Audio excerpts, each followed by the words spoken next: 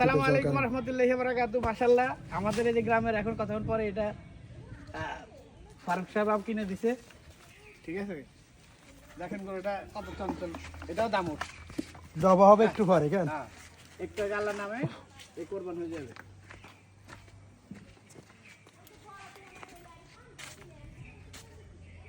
কই কই ওস্তাদ, রেডি রেডি কই, শোন তাড়াতাড়ি।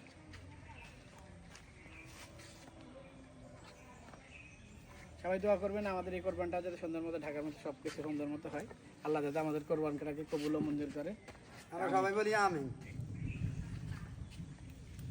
গরুটা খুব চমৎকার কিনে দিয়েছে আমাদের ফারুক সাহেব, আমাদের মোহতামিম।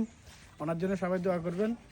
ওনাকে বলছিলাম যে ওনার শরীর ঠিকরকম ভালো টালো থাকে না, ওই হুজুরা তো বারবার কয় যে স্যার বিয়ের কথা, হুজুরে কইছি আর উনি ভয় পায়।